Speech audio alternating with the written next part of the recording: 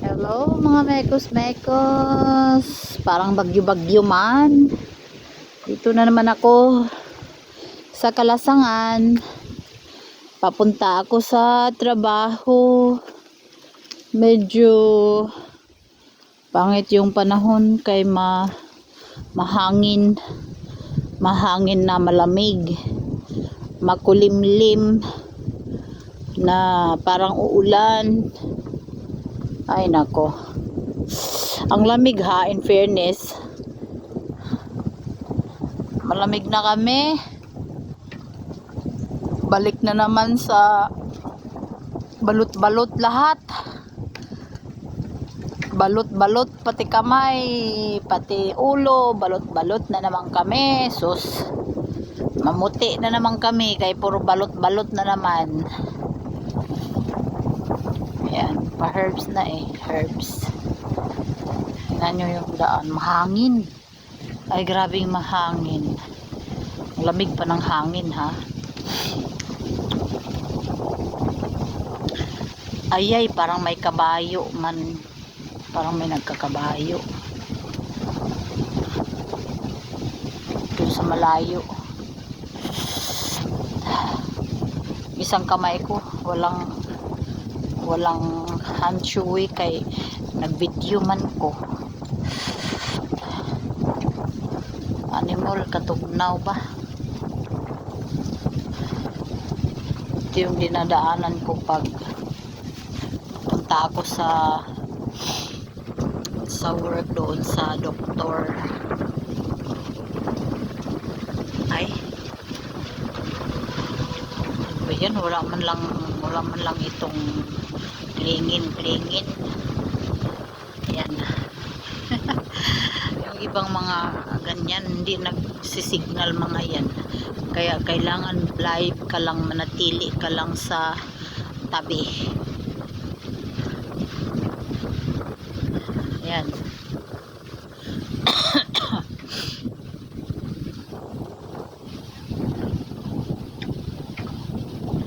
So mayroon akong kasalubong. Mamma mia, mamma mia. So ganito yung weather. Medyo windy.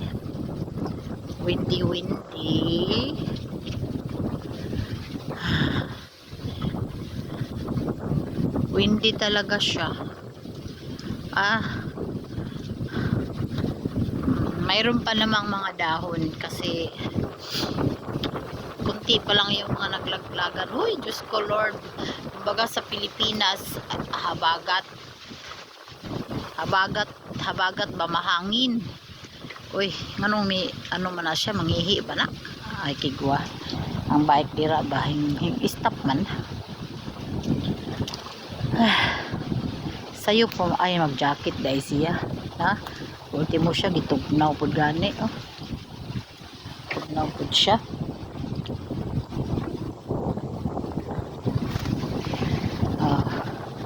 Tugnaw po siya. Kay tugnaw kasi. Pwedeng tugnawag hangin. Uy.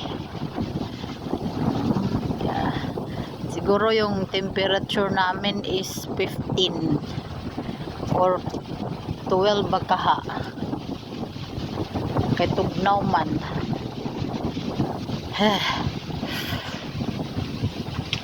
Sana may araw. Ayan, may araw kunti. Pero yung kabilang side ay madiliman. Bayan. Yan. Ganito ang buhay. Hay nako. Kalungkot na naman ang aming panahon kay pagkatapos ng herbs, winter. So tapos ng winter, rolling. Yan, pag rolling na, medyo maganda na yan kasi kasunod ng rolling is summer.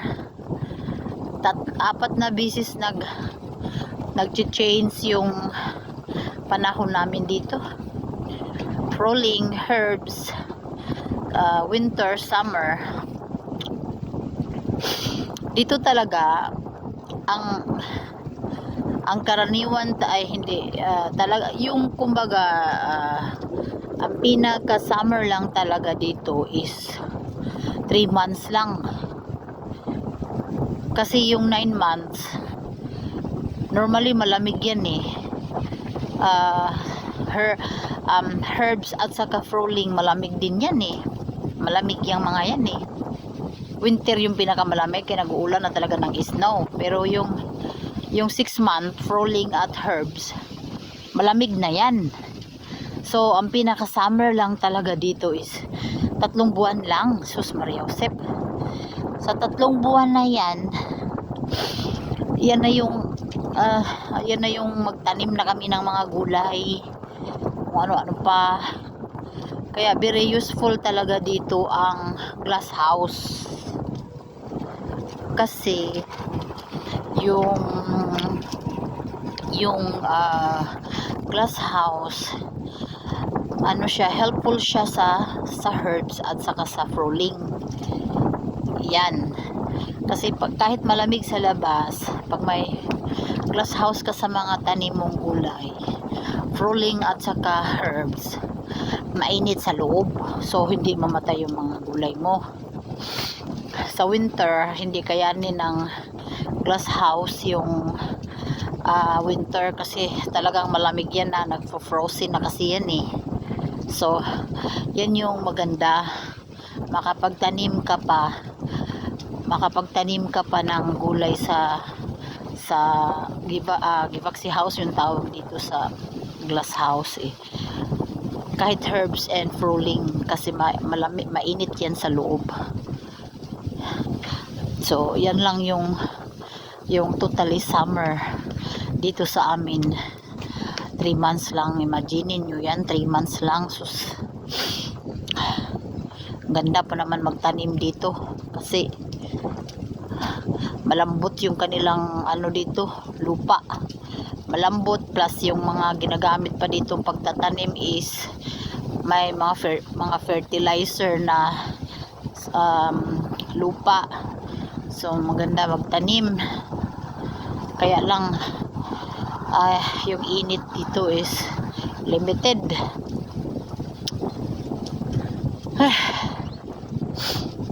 Malapit na ako sa malapit na pala akong liliko. Mag-stay muna ako dyan kahit malamig, kasi maaga ako. Ayaw ko nga pasubrahan yung oras ko sa work ko, maaga ako.